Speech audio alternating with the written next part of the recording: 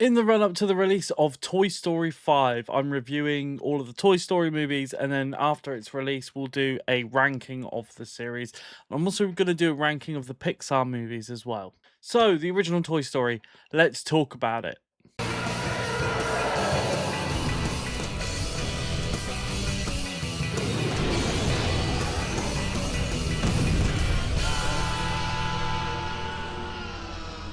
And there seems to be no sign of intelligent life anywhere. Hello? Oh, yeah! Ah! Whoa! Hey, whoa! I think the word you're searching for is Space Ranger. The word I'm searching for, I can't say because there's preschool toys present. Toy Story was released in 1995. Can't believe how long it's been. I saw this movie in the cinema, and it was a big part of my life growing up. Not necessarily just for me, but my younger brother was absolutely obsessed with Toy Story. And so it was a big part of my life for a long time. And I do love these movies. And it's kind of crazy that they've never released a bad Toy Story movie.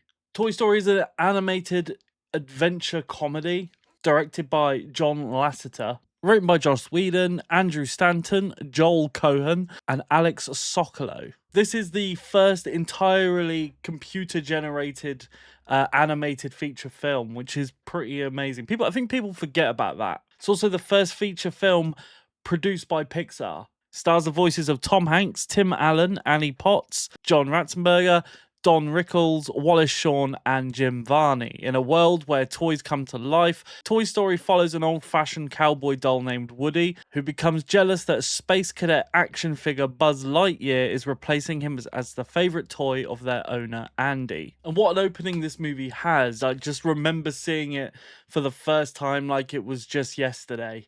And we get this opening of a kid, Andy, playing with his toys. You have all these cardboard boxes as buildings, and Potato Head is like the villain of this story.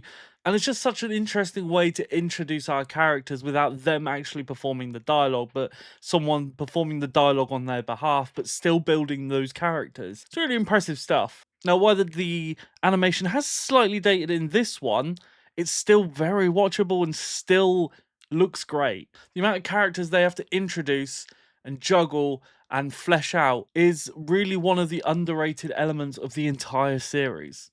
They're constantly introducing new characters. And this movie makes me feel happy and takes me back to being a kid again with my own toys. And that's what this movie's all about. You get that You've Got a Friend in Me music kicking in that's become famous with this series, and it gives me an immediate smile on my face. I have to say, one of my favorite characters is Rex, just as a dinosaur fan. And obviously this is around the same time that Jurassic Park came out. I just love what they did with that character. They just made him a really clumsy, kind of campy dinosaur. I love that character, and throughout the series it's great. I think what I love about this series as well is you can take things from different ages. So I look back and watch this movie completely different and have a different reaction to what I did as a kid or as a teenager. Some of the jokes land better as an adult, and that's what's so special about these films. The reaction that Woody has to Bo, who says, "Oh, maybe I'll get someone else to look after the sheep tonight." Oh, hey, it was, nothing. What do you say I get someone else to watch the sheep tonight? Hell yeah. And little simple things that are so effective, like when they're looking at the presents coming into the birthday party and they're worried about being replaced by a better toy, and they see this little present and then the kid turns and it's this really long one and they start screaming.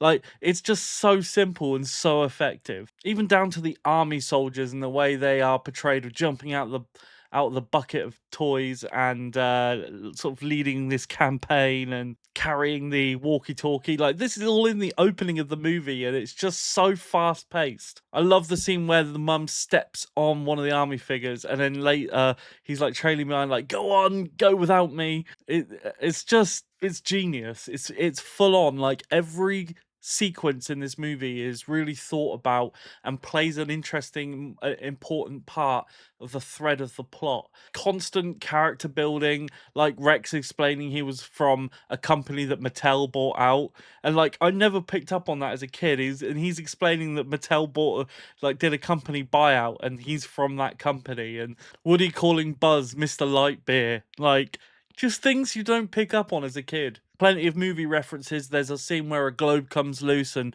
Buzz Lightyear runs away from it, and you get this little tiny segment of the Indiana Jones theme in there. I love how Buzz's story is about him having the plans to the supervillain's space weapon that can just destroy an entire planet. So essentially, he has the plans to the Death Star. And then you have like this dark side where you have this kid bully next door. Like everyone growing up had that kid next door that was horrible, right? And that's Sid. And they just got it so spot on, down to what he wears and like just his laugh. And I love how Woody basically gives him some like serious PTSD. Like I'd love to see a sequel where Sid comes back as older, like or he's in the film as an older person with PTSD, and he's like terrified of toys, because that would be amazing. But at the same time, there's like there's a message, and these movies have messages. Very quotable as well. It's something I love. Everything is just intelligently done and so smart. Like this is proof that you can do a kids movie but appeal to all ages. Let's get you out of here, Buzz. Don't you get it? You see the hat? I am Mrs. Nesbit. There's other things like behind the scenes. Like, can you imagine the amount of rendering time that was required to make this movie in 1995? You know, a single frame of this took like 45 minutes to like over 30 hours. In 1993, Disney were like not happy with this movie and nearly put it on stop, and we never would have had Toy Story. And obviously throughout Pixar's movie, you see the Pizza Planet truck. This is where it began. Randy Newman's song written for this film, "You've Got a Friend in Me," has become like one of the most recognizable songs in animation history as well. And frames wise, this movie has over 114,000 frames. Like, that's impressive. This movie is absolute cinema. It will just be forever an incredible film that I think I'll probably get even more joy out as an older adult. This movie will continue to transcend across generations. It's just one of those films. And in all honesty, is there anybody out there that's never seen Toy Story? Probably not. This film will be handed down generation to generation, and so it should be. Guys, what do you think of Toy Story? Let me know in the comments down below. Are you excited for Toy Story 5? Let me know, and I will see you guys with the next one. Take care of yourselves.